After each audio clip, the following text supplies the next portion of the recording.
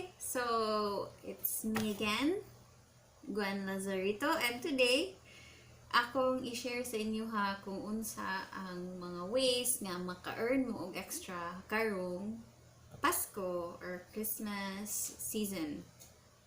So, nganong nag-chika man ko ani today. Well, these are actually tips nga kabaw ko nga kabalo na mo.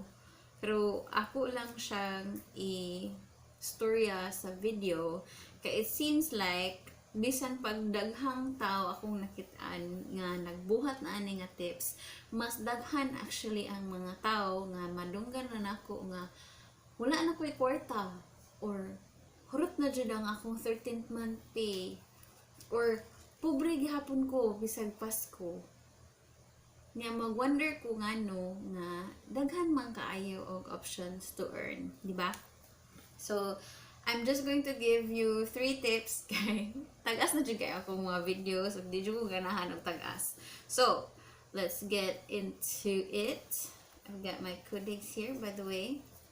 Proud kay ko sa ako ang hindi man makaro. Pero proud kay ko sa akong planner.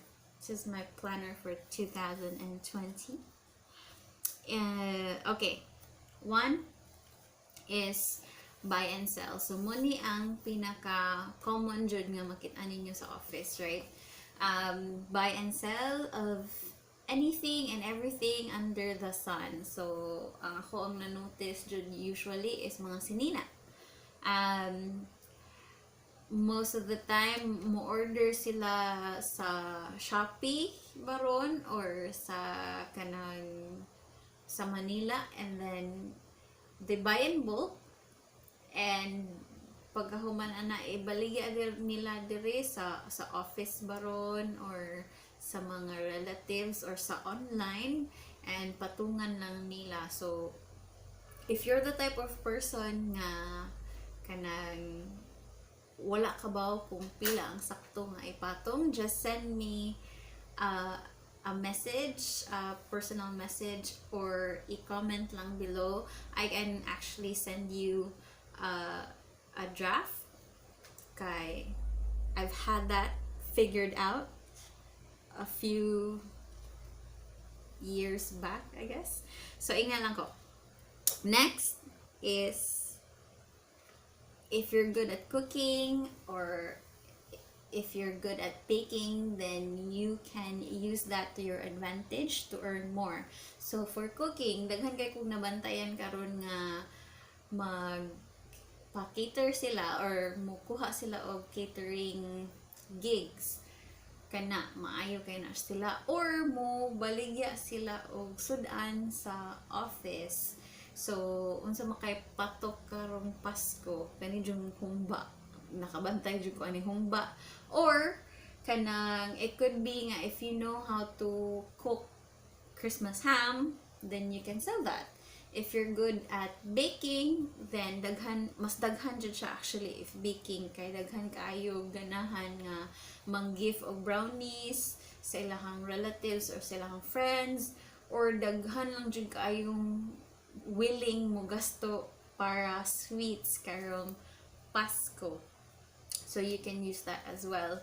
I know a lot of people sa office nga mao jud na ang ilahang hustle karong Christmas time, and it's really good if you can bank on it, especially if you're really good at it. Fruitcake kana very very sellable during Christmas. Next, or the third one, is your talent. So diri na mo sud ang mga usual nga raket-raket nga kanta-kanta, banda-banda, unsa pa man, for like me nga kanang who knows how to draw and how to do hand lettering, dire na magamit jud, ma-maximize jud siya during Pasko. Nga naman for like talents like singing, kay daghan kaayog mo kuha for events, for parties as well as bands, kay daghan kaayong events karong mga panahona sa office, sa family gatherings, family reunions, and then unsa pa man for bisag ka ng sayaw-sayaw. I've noticed nga daghan sag mukuha ana during mga programs sa barangay or kaning bisag sa office, di ba? And I know nga you can be paid quite well, especially if you're part of a famous group na, or bisan dili famous, if you just know how to dance and if you're good at it, and if other people know that you're good at it, you can actually bank on that. You can definitely use social media to highlight your talents para mas dali mo makitaan and dali mo ma-hire. With regards to drawing, you can either do it for hire, like if commission work, that's usually kung dili mo ganahan nga magsige mo like dispose of mga items nga kamo mismo naghimo, so you can do commission work. But if ganahan mo muhimo og artsy stuff, like you like making cards, or me I do mga kanang ipang hatag nga gifts, so you can do that as well. And there's even like a thing now nga custom made nga gift wrapper. So imagine na lang na daghan jud kay mahimo, guys, with if you just use your talents, your skills, or if you just use the faculties that you have on hand. So dili man good ang ako dili mahutdan jud og ways on how to earn money.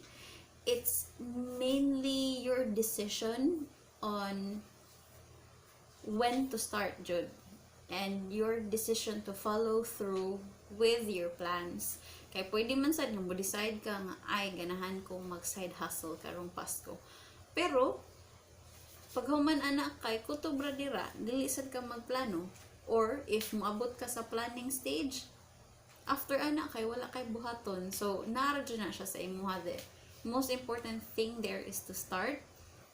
And especially karong Pasko nga kabaw ko nga daghag nanginahanglan og kwarta for different reasons. So kana siya mo lang na ako ang mahatag nga advice, just the top 3 simple things that's very doable pa jud. Also kini ang another announcement. I have an announcement day. Sure. So I would like to ask you guys kung unsa ang inyong ganahan nga akong storyaan for next year. So I can keep on talking on like tips and making money and doing budgets, but I actually want to know kung unsa jud ang inyong gusto nga ako ang storyaan on my videos.